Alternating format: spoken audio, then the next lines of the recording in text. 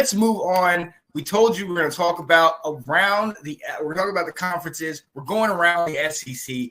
And look, I'm going to start at the beginning because if you didn't see this game, you saw highlights or somebody's cousin's uncle, friend, whatever, hit you up and said, Bama's going down, but you'll never guess who they're going down to. Ladies and gentlemen, Alabama falls to Vanderbilt, 40-35. Alex, you know me. I'm always for the little guy. I'm always for the underdog. I've always subconsciously tried to say, Vandy's going to be, watch out for them. But I told you at the beginning of this year, when they got Diego Pavia, this guy is a fighter, man. He doesn't know that he's a little small dude. He thinks he's a pit bull, and he's not afraid to go up against anybody. This is with Clark Lee coaching. These guys are balling, man. This is more indicative of them than any of the other games they might have lost this year, man. What you think about it?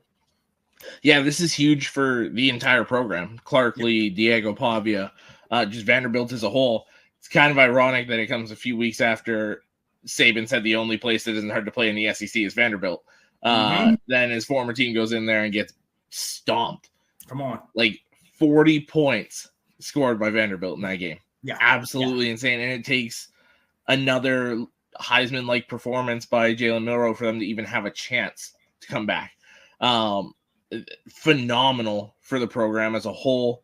This is one of those ones that all eyes kind of now shifted to Vanderbilt, even for a moment, which can help recruiting. It can help NIL, all this stuff. So massive win for the program.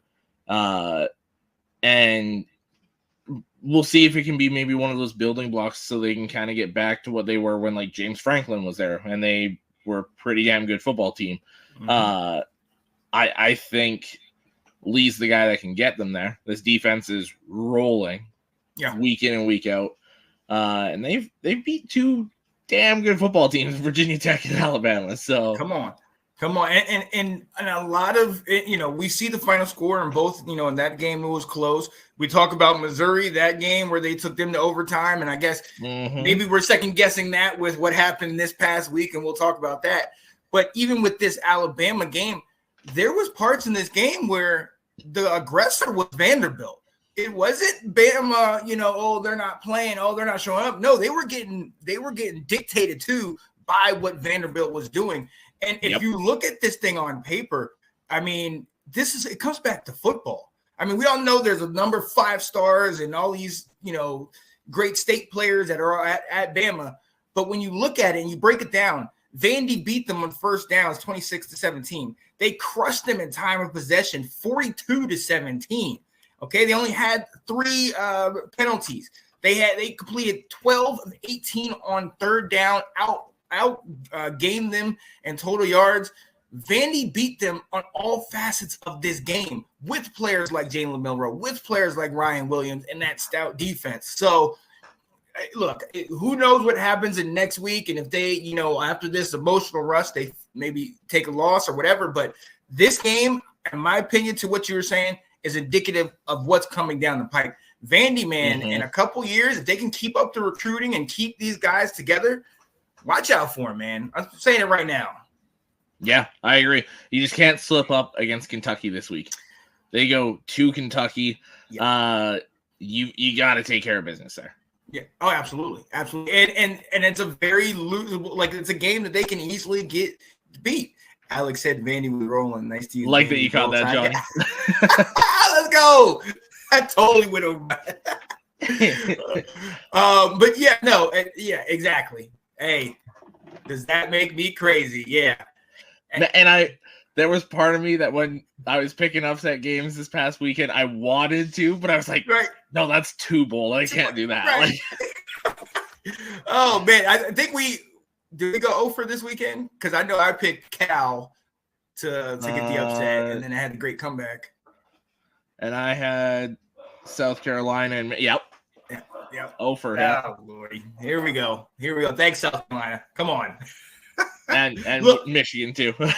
Oh yeah. Yo, so let's go to the next team after Bama comes off that historic victory against Georgia. Then they lose this game. Georgia ends up, if you look at this, on paper, they end up getting it done 31-13. But this game was a lot closer than the score indicates, man. What are your thoughts about this? And does the performance in this game, most off are we seeing some chinks in the armor of Georgia?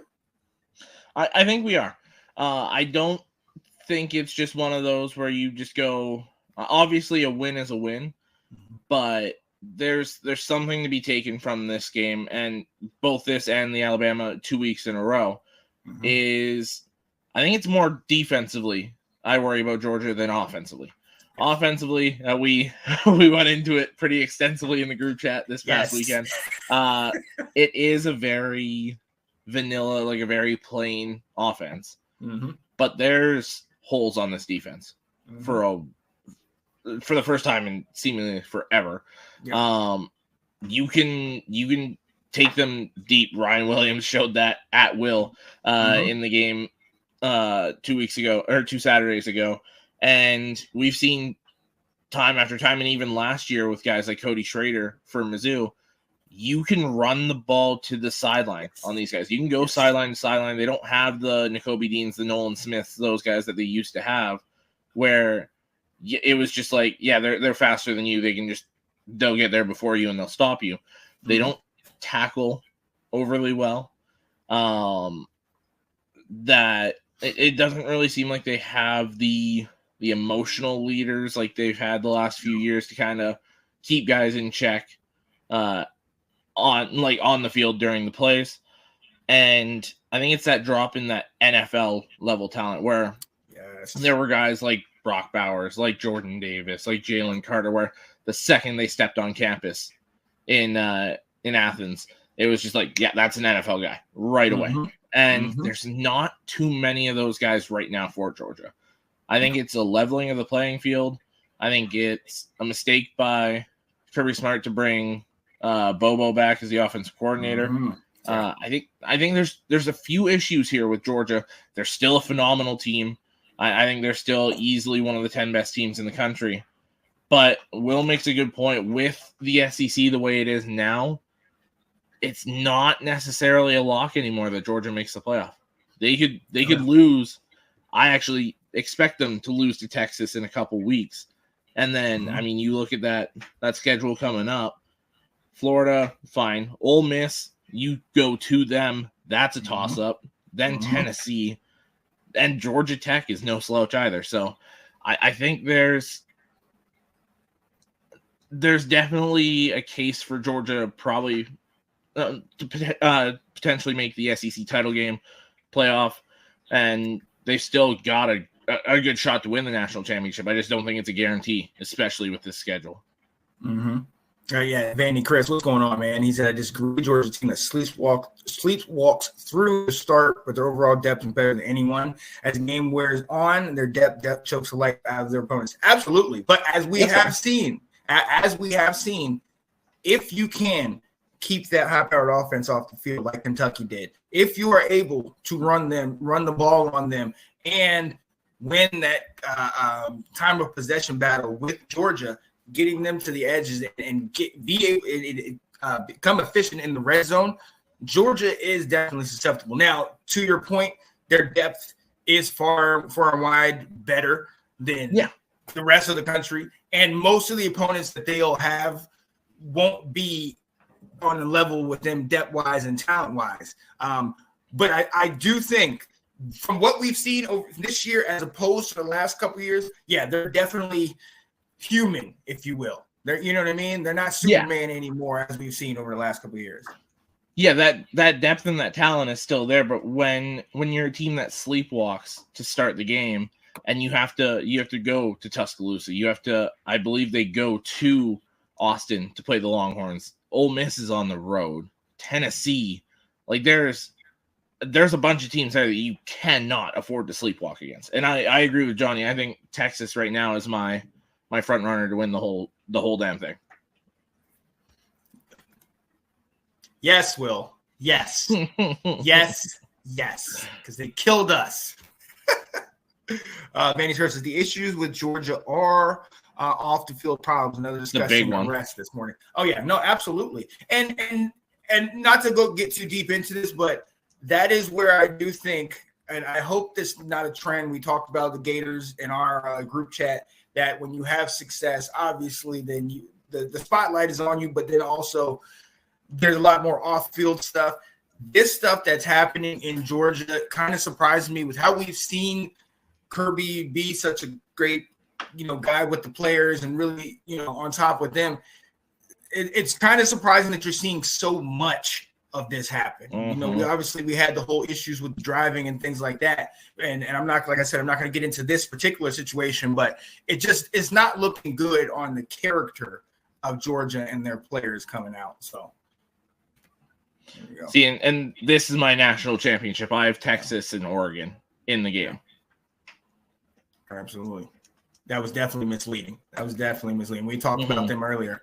Currently, we don't care until we have some marquee player. Well, I mean, think about this. Now, again, the game didn't matter, but in that opening game, ETN was sat. They sat him in that first game because of, I believe, DUI or something to that nature. Yeah. Backups will be dismissed. The Boise Oregon game was normal. Yeah, this happens every time they play. And we're gonna shout out my guy. Gotta shout out my guy Ashton Jency, who had 192 yards in that ball game. And we've talked about them, how Oregon is, they're solid, but Boise State is one of those 4 teams out of the Group 5 that we really might see get that automatic bid. So if that run game goes, let's keep up with them. Look, let's move on. You talked about Texas A&M and Missouri, and last week we saw Missouri almost got upset by Vanderbilt. This one didn't look pretty at all. And Texas A&M showed if you can stop that run, force them to pass the ball, get up on them early. Texas A&M is solid. They have a dual, that Wegman, who's now back and healthy, but they also have, I believe, the freshman that is got speed for days at dual threat quarterback. So Texas A&M did something. Is this more indicative of how both teams are, or is this an outlier? I think it's indicative of how both teams are. I've said it a few weeks now. I like Missouri, but they're not a top 10 team in the nation.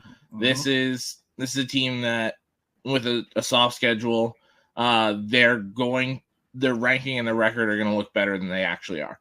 And this showed it tenfold this past week. Texas A&M, Mike Elko's doing great things with that defense. The offense is finally starting to click here, and it was just total domination at Kyle Field this weekend. Yeah. Absolutely. And this is something that I kind of expect to see. A lot of people jumped off the Texas A&M train early once they lost to Notre Dame, and then seeing their Notre Dame loss to NIU. And, a lot of people formed their opinions then. But a lot of people forget Wegman went down. Like they had the true freshman behind, so they still had to get some things together. The talent on that team is deep. They've got a great team. That defense is stout. So I was expecting to see something like this, and I'm so glad they did it on the national stage like they did here. Yeah. Actually, don't forget the Missouri escaped Vandy due to no call on the safety off the kickoff. That's called correctly. Vandy wins the game in regulation 22-20. Absolutely. Yep. Absolutely. So, let's see what they have going down. I'm going to briefly go over this one. We know our buddy Will said the lane train. South Carolina just totally gets dismantled by Ole Miss in this game. And I think this was really good for Ole Miss, a good bounce back game after that loss to Kentucky last week. Yeah, and it was nice to see Jackson Dart be able to kind of move the ball again. That running game worked seamlessly. They just kind of did whatever they wanted to against South Carolina. Yeah. And that stinks. I can only put up to 3, but here we are. I think one of the games that a lot of people were talking about, a lot of us wanted to see, Tennessee, ranked 4th, falls to Arkansas 19-14. Look, at one point, Arkansas, that defense had Tennessee's offense shut down, held them to 3 points for, I believe, like the first quarter, a good part of this game. Tennessee also come back. Dylan Sampson gets a touchdown. It's 14-3. but Arkansas just keeps sticking around. Maybe 14-13, just continues to stick around in this game, ends up pulling off this upset. And I'm going to ask you the same question I asked before. Is this a game indicative of just the SEC being tough, or is this how, maybe Tennessee not as good as we thought they were? I think it's more just the conference as a whole being tough. And I think, coming off that win against Oklahoma, they might have been feeling themselves a little too good, seeing that fourth rank, or the number 4 beside them for the ranking. And you've got Alabama in a couple weeks. They might have just been like, oh, Arkansas, Florida, we're good. Let's get ready for Bama.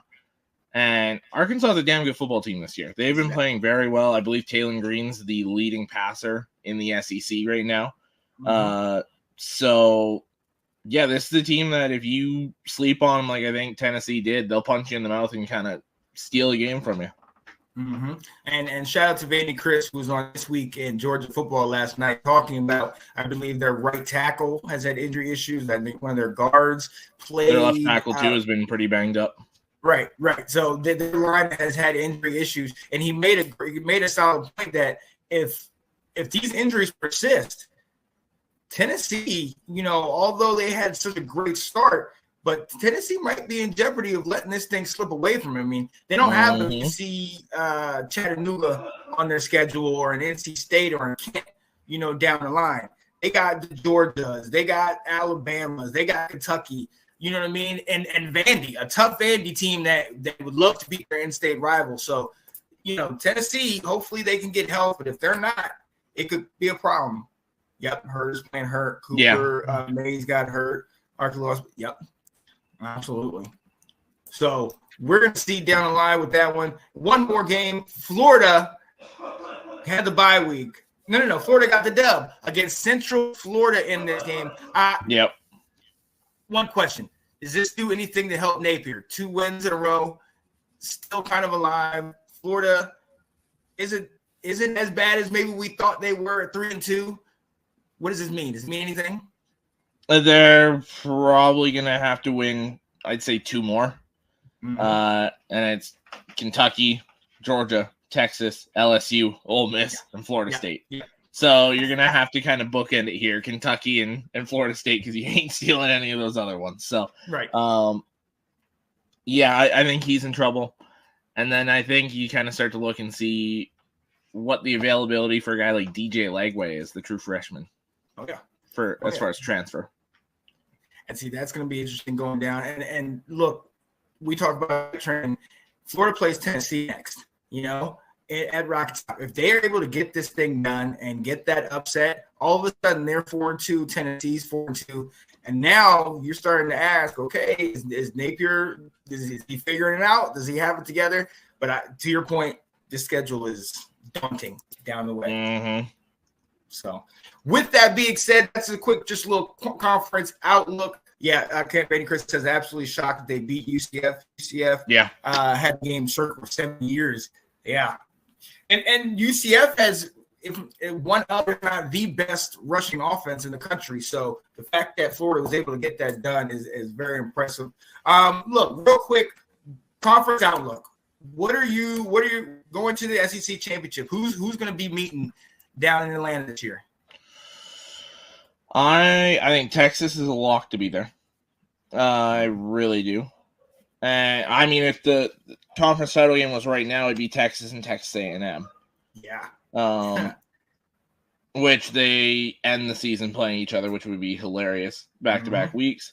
I'm going to go Texas, and I'm going to say Alabama.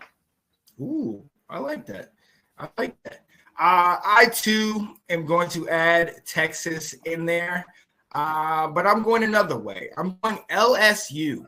Love what Nussmeier's doing over their quarterback. A lot of people kind of have him in Heisman contention. And I look at the rest of their schedule. You have Ole Miss on the plate. You have Arkansas, A&M, Alabama, Florida, Vandy, OU. It's a gauntlet, absolutely. Definitely don't know if they can fully get the dub and keep it going. But if they can make it through that with the kind of team that they have after struggling at the start like they started, I think they can stay up there. And then and they'll get the benefit of the doubt. I think LSU could shock some people. So I'm going to go ahead and go out there on a limb and say Texas and LSU are going to be meeting. So here we go. Look, ladies. Oh, here we go. I love it. Ole Miss is a problem. And Vandy Chris said he called Texas Ole Miss. Ooh, oh yeah. See, Ole Miss I just about said Ole Miss, but to me their schedule's tougher than what Alabama has left. That's the whole reason I went Bama. Yeah. And look, this might be pinball because if you look at it, you got Tennessee, LSU, A&M, Bama, Georgia, all these teams taking and tripping over each other. So we might very well have a 2-loss team, much less a 1 loss going into that SEC championship. So. Yeah, it's going to be interesting.